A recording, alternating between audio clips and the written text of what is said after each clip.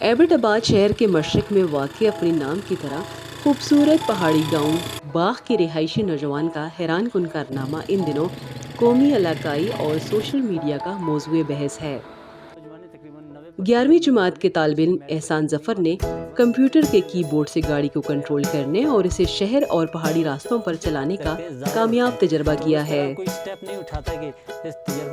کسی مناسب تربیت اور تعلیم کے بغیر ایک دور افتادہ اور پسماندہ گاؤں کے نوجوان کا یہ کارنامہ اس لحاظ سے بھی قابل ستائش ہے کیونکہ یہاں دن میں کئی گھنٹے بجلی غائب رہنا معمول ہے۔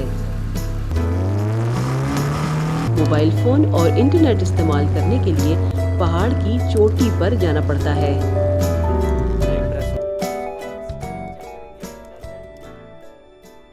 لنڈے سے مجھے یہ کتاب ملی ہے اور میں نے دیکھا ہے کہ اس کے اندر جو ہے گاڑی کی میکینیکل جو الیکٹریکل جو سینسر وغیرہ ہر چیز کے بارے میں تصویر کے ساتھ سمجھایا گیا اور ساتھ میں لکھا ہوا ہے۔ اس کتاب میں جو میکینیکل زیادہ کام ہے اس حساب سے مجھے بہت فائدہ ہوا میکینیکل کام کے لیے۔ تقریباً اس سے میں گاڑی کے جو بیسک میکینیکل یا الیکٹریکل جو سامان ہوتا ہے اس کے حوالے سے تھوڑا بہت اسٹڈی کر لیتا ہوں۔ یہ میں خود ہی پڑھتا ہوں کیونکہ زیادہ تر جو چیزیں میں گاڑی میں دیکھ چکا ہوتا ہوں، ساتھ ساتھ اس میں جو تصویریں ہیں نا، تصویروں سے زیادہ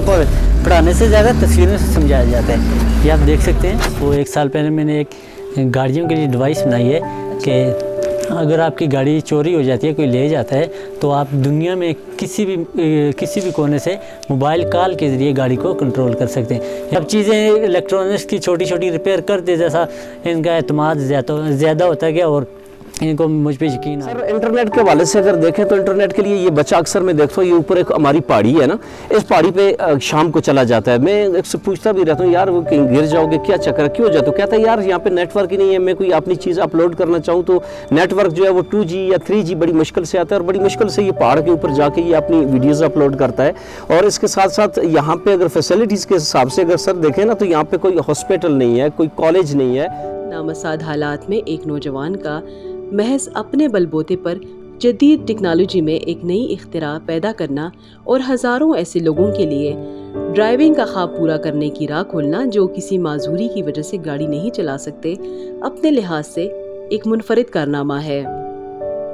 جسے نجی اور سرکاری سطح پر سراہے جانے اور ہمت افزائی کی ضرورت ہے تاکہ بہتر تربیت اور وسائل کے ساتھ وہ انسانیت کی خدمت کے لیے اپنا کردار ادا کر سکے۔ azadi.com.pk کے لیے شہناز یوسفزئی، ایبٹ آباد۔